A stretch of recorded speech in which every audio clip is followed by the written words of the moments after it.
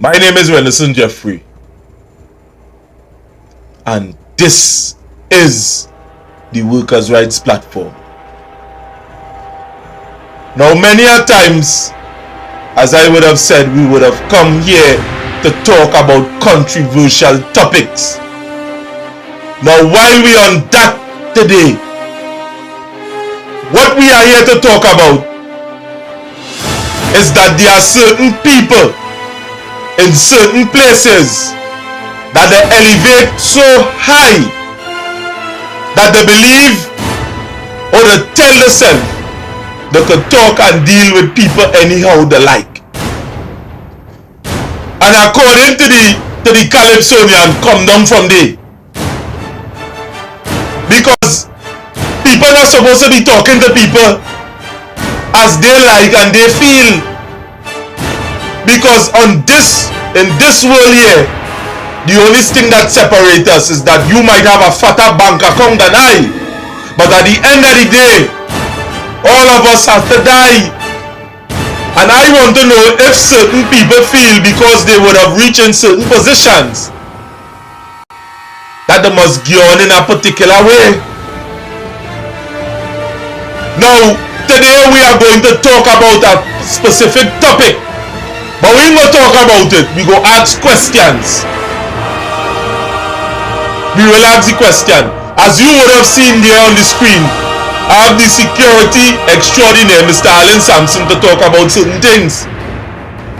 And without further ado, let me invite Mr. Sampson on the discussion. Sampson. Good night. Good night. Alright, here I locked all and listening because I know if you see night in your area, but right now we are talking about certain facts. Samson, come now, man. This thing bothering me, and he's a man that know about it. You want to think? Come straight into the topic. Don't pet and powder this thing. My name is Alan Sampson. Yes. That is what we're talking about. Come now, man, Samson. And we are here to discuss a certain topic. Yeah. Supervisors abuse. I would like to know if you are a supervisor, why you are abusing your authority at this point in time. Why? And right, because there are many supervisors who feel they are Lord unto themselves and they are untouchable.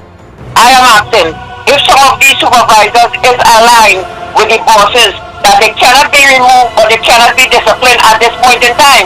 Why? At the end of the day, there are certain supervisors that feel that they are law unto themselves. And this is the kind of thing that I'm talking about. Now I'm real mad because there are certain things that what you're saying that's supposed to be addressed here, and I am calling on Ally to answer certain questions. I want to know specifically if Cook Chan is a law unto himself. I don't know if because he went on a peppy video, which we are going to play for you to see he in a uniform. I want to know if that was a duty and what you, Victor Prasad, is a tolerating there. Tell me what you are tolerating there. Man, come now, man. Man, put you man off this side. Come off this side. And here we are telling people, I get rid of Alan Thomas, and I could get rid of you too. Samson, it's time that we not play with these people and them by. Yeah. People, this man advantaging people all the time. You know what calls we hear from that? Man, come now, man, Samson. How much time most of the problem is because of this individual. He probably pregnant a man somewhere. He sent somebody off our location. How much more the officers, you, Victor Prasad, how much time? People tell you that and you're not taking action. Like they're your stepson or some kind of thing. I know I'm asking a question. I would like to know that this certain supervisor, Cookshan, it is alleged that he has so much female officers on the compound and they are making reports and nothing is being done, and he continues to work at Mount Hope Hospital see a reaching location and allied security is not doing nothing and they are not dealing with the issues. If female officers go to make any report on corruption, they are being sidelined. And that is the kind of thing we want to hear, you know, because I asked a question. I know why does this man is allowed to do what he wants on a job site? Why this man does do all kind of things, break the law in terms of where people is concerned? You telling a woman she can't move from she location, and if she move down to the office, she can't go and pee. She can't go and pee. Man, oh, you have to come better than that, boy. When we was there on that side, in the car park, it was about a half a mile away to the nearest urinal. And imagine, women is more different than men. A woman easy to get yeast infection. So when a woman, sometimes I used to get vexed long time, why she had to go in that toilet so long, but certain woman had to disinfect the place because a woman could just sit down on a toilet. And at the end of the day, they get yeast infection. I want to know if Cook Chan is alone to himself. I want to know if that individual not getting disciplined. Workers complaining about him. Some of the staff they were complaining about him.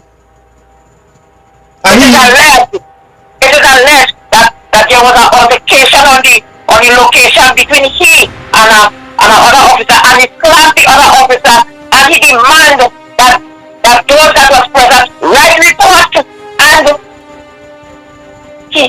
nothing is going to come out of that because at the end of the day, he and the bosses is good.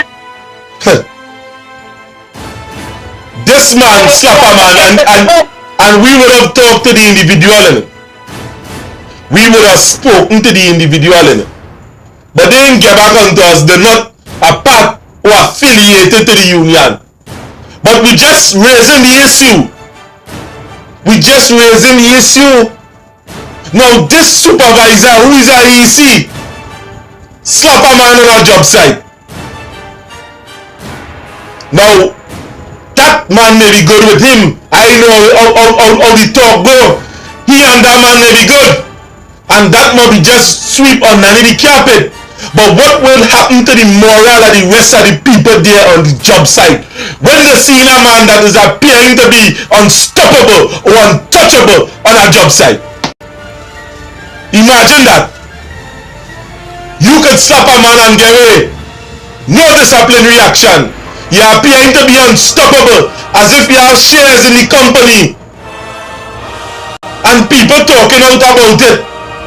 And nothing. What it is this man have with the owner of the company? What it is this man have with Victor Passad? Or you tell me what it is? Because all of these things going on there and nobody, people, this man himself got 2 weeks home. He's still working. The amount of reports, the amount of letters that we would have write are like direct, and at the end of the day, it's about him.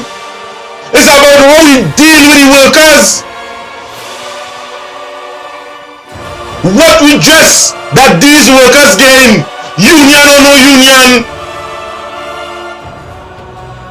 Nah, man, nah.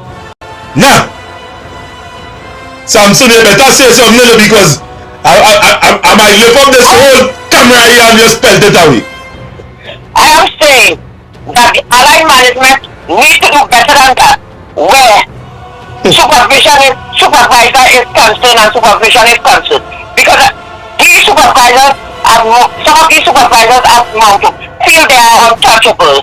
Officers are reaching to work 5:51 and sending them back home, allowing them not to make the talk. You can persons who are coming 8 o'clock, past 8, and working them. Where is the justice? And when you report to management, they are saying that the supervisor has to make a decision. But I'm calling on, if Ally cannot pay these workers and for the time, the supervisors must be able to be held accountable because there is something they call vicarious liability. If there's something that they call vicarious liability, and Allied is not being held accountable concerning certain things, I don't know what's taking place there.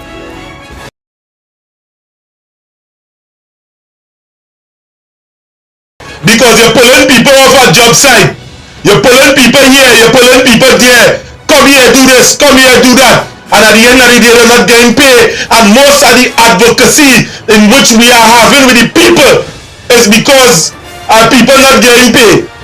They're pulling them off job site and they're not getting paid. Go down to the office and you ain't getting paid. Come on, if I come on a tour duty and supervisor just send me down to the office just so I'm supposed to be paid for the day because you pull me off of an active shift. And what they are doing is that they are telling them, yeah, we charge you for the day pay. Because they know that is the precedence in which it is set. And what we doing about that? What the EPA saying about that? Because they are constables that is going through this same thing in that same company. And what we must ask the question is what flick cotton? What flick cotton between oil? We talk to the EPA concerning certain things. We will have discussions with them. Look, all the time we fighting this issue. We mentioning it on the platform. And they have no courtesy to reach out to us and have an official meeting to talk about the complaints of the officers there. Come on, this is only reasonable. There are officers, constables that in the movement, or you're quick to say, like, they can't join no union other than the one that with the RMU status. But we have authority to ask the question why it is you are not following the Constitution, the Act in which is supposed to be governing all constables. Man, come now, man. That is to show the lack of respect that all you have for any entity. Or you feel me blasting, or you? Alright. Brother, let me sit down and talk. And let me document where we sit down and talk. We ain't getting that from all you at all. Because some people feel so high. Some people feel that nobody can and mustn't call them out on certain things. Our officer that in the EPA, because this gentleman is a constable and he running and he wreaking havoc on a job site. Come on. It's clear cut that this man is abusing his power. And where is the voice of the people that's supposed to come out and speak? Derek Richardson, if he is a man that's afraid to talk, if he is a man that don't care if certain members get you and operate in that manner, I am telling you today, leave office. Because it fall in your garden.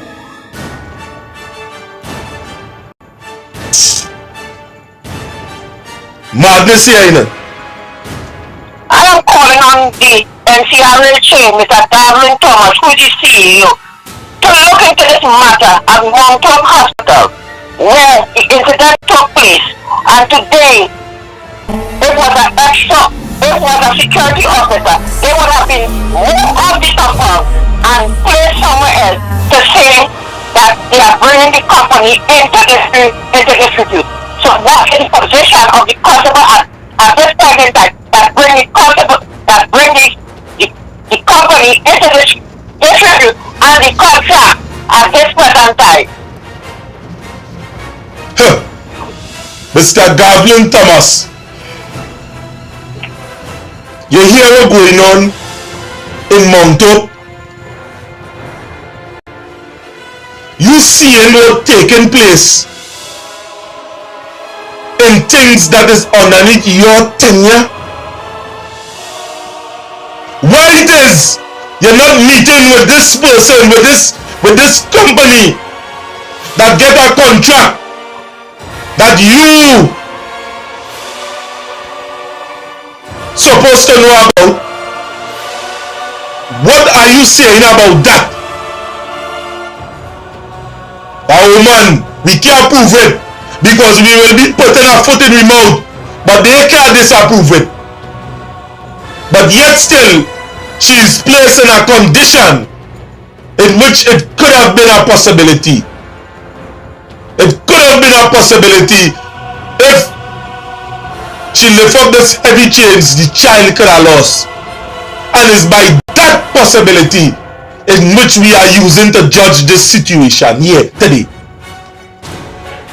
The individual Alana Thomas, she was moved from one location to the next because they would have said, she have a complaint, which would have looked as a kind of punishment in my book. And here we have to ask the question, I being a complainer, somebody would have done something to me, why am I being punished for something like that? Why the individual in question is not punished?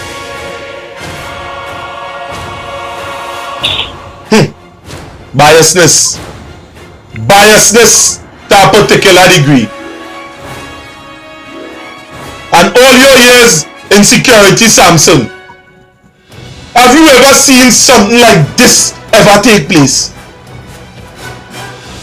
I have seen it take place in other companies before, but it has been dealt with from an industrial relations standpoint. But the company, in their wisdom, do not want to meet and treat with the issue.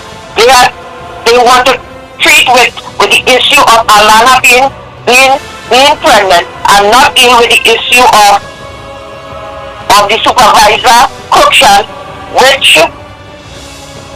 which he is making some oppressive and harsh move, and it is costing the company at this present time, and they do not want to deal with him.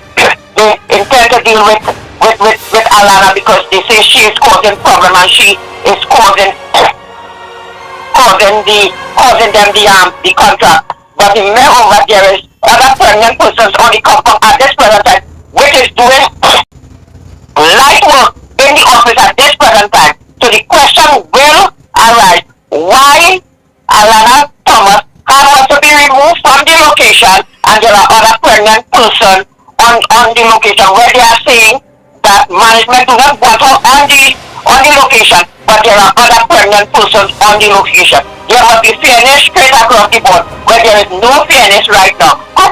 Management must meet and treat with us on this issue immediately. And that is what we're talking about. That is what we're trying to say to you all. We are not saying that at the end of the day, or you can run or you work as or you see fit. We're not saying that. So don't feel that we are attacking you because we're trying to tell you how to run your work. What we are attacking you on and what we can tell you is the abuse has to stop. That is what we're telling you. We're telling you about, you need to. So if you're running to other people with that defense, we hear it back. I'm telling you, we hear it back. We ain't telling you how to run your work. So don't use that as a defense, allied security. No way are we saying, oh, you should do this and oh, you should do that. What we are saying, where the abuse of workers is concerned, we are demanding that it stop. If it stop, we have no issue with you. As long as the abuse of workers is concerned, stop. We have no issue with you. And if the government of Trinidad and Tobago seeing this going on and you still want to give them the contract to operate by any licensing office, boy, it's up to you. Or you're feeding the oppressor. If that is the case, because we would have reached out to them, this oppression had to stop.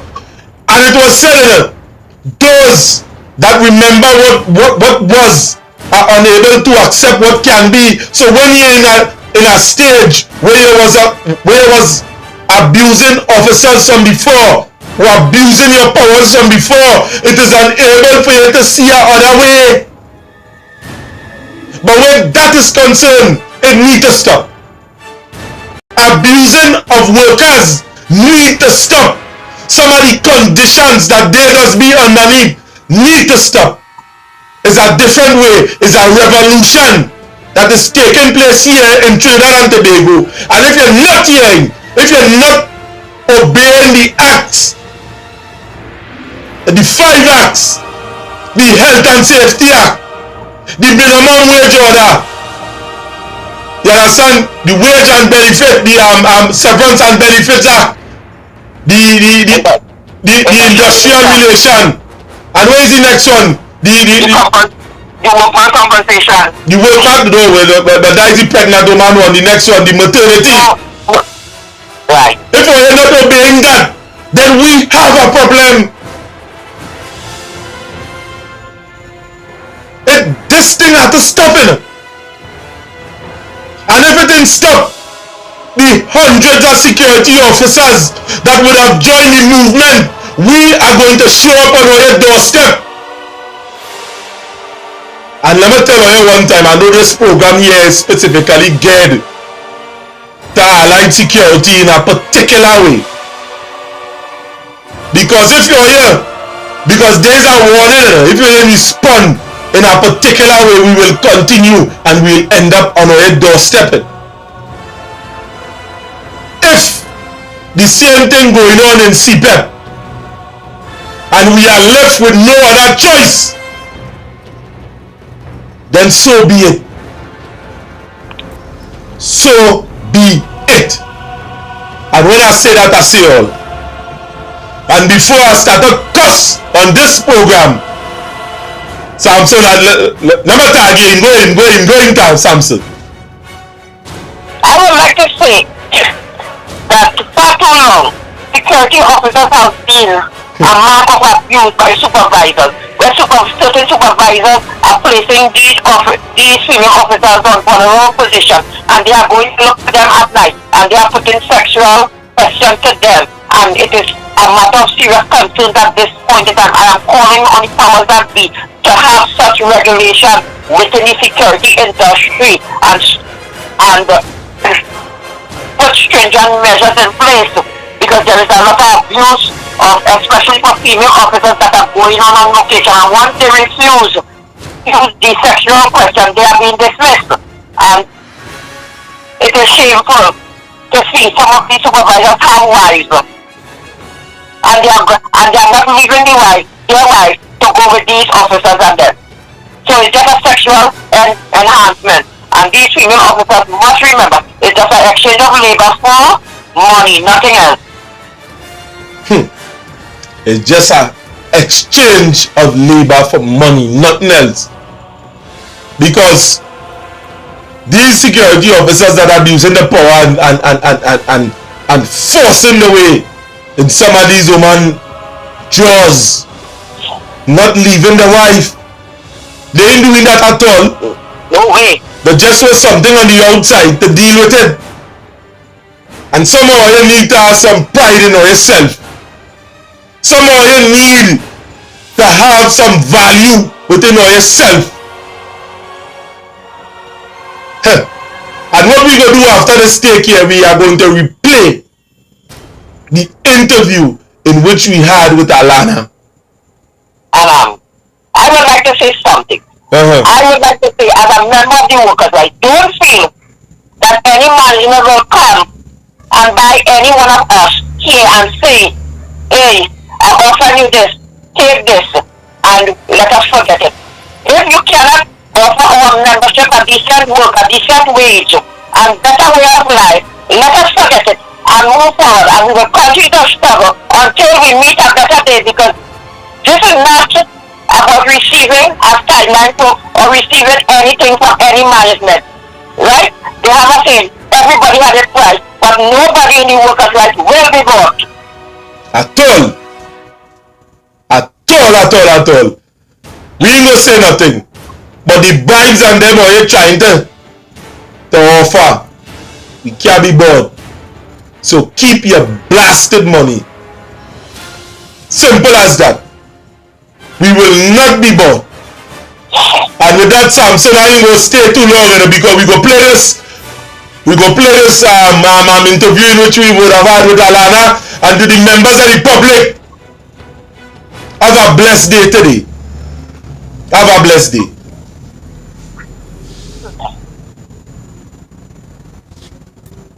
Right, good evening.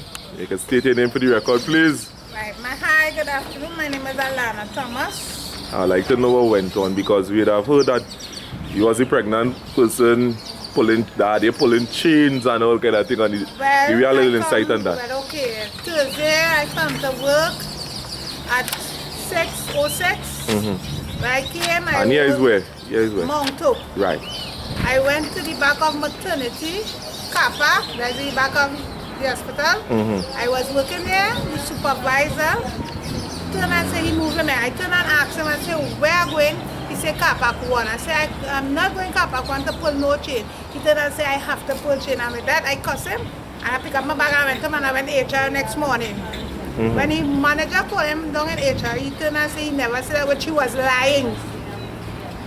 And I wish I said that for Yeah, you would have said something before. Yes. You understand? This incident ever happened before? This incident, they did bodies, I ain't gonna lie, they might be third time. Alright. What happened to the baby? The baby born, the baby No, take? I end up, I had 2 miscarriages. How you had? Because of the same procedure with the working procedure. So they had you pulling them chain while you're pregnant? Wow, that's right. And I wish I said I couldn't have no other choice, because, as I said, everybody looking for, for their money now, boy. Samson, will you hear? As the security extraordinaire, I want to hear what you have to say concerning that.